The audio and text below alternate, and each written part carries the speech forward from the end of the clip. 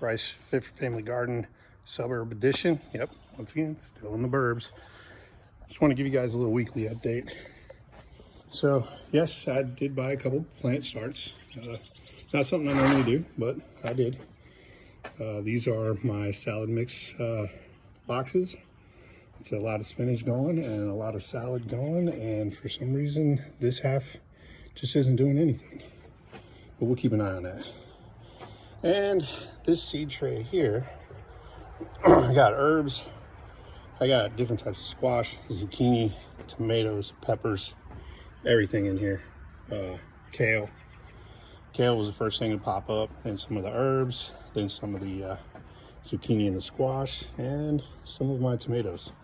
None of the peppers have popped yet. But what I've been doing is I keep this under a grow light inside, and then about noon every day or so, 1 o'clock, or maybe in the afternoon if I'm at work that day, which I'm considered essential personnel, so I have to go to work every day. I bring this outside as long as I got at least 50, 60 degrees and let it get some sun and everything else, and pretty much hardening these off right from the get-go. So definitely something I do recommend doing. I saw this trick on the Rustic Garden and trying to put it to full use. So, garden update.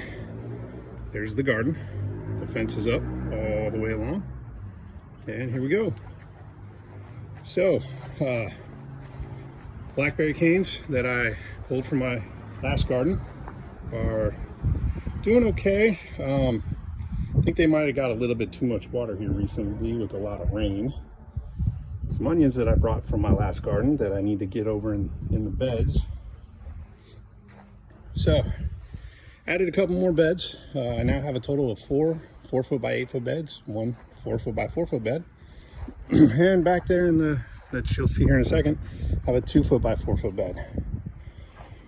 So as I'm filling these up, I'm on truckload number 3 of mushroom compost that I get here at one of my local mulch places.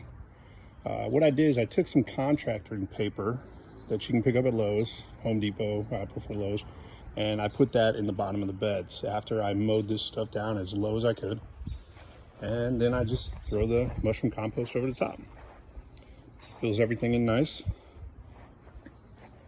And then the 4-foot by 4-foot bed that I had started. And I did the overseeding in this one. And I don't know if that's yeah, look at there.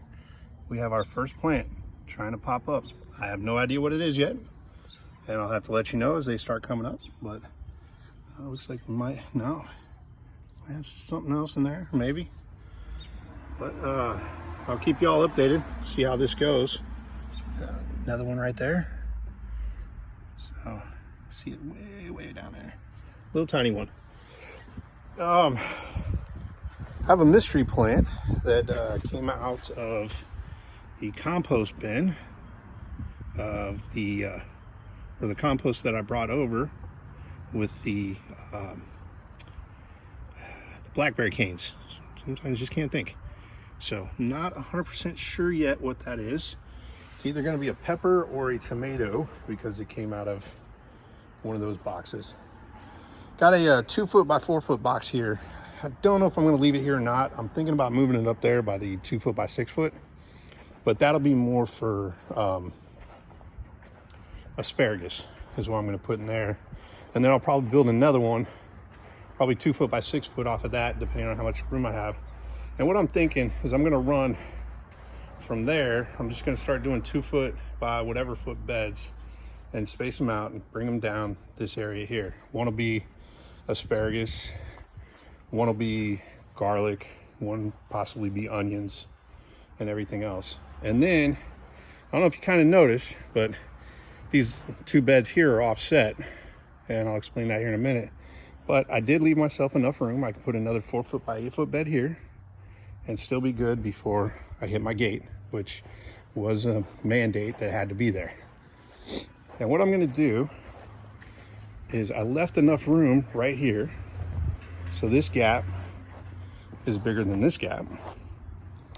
And I'm going to go buy me a cattle panel, and I'm going to build my arch between the end of those 2 beds. and use that for trellising and everything else. And then when I add another 4-foot bed there, I'll probably put my other arch there. Use that for beans, spaghetti squash, and then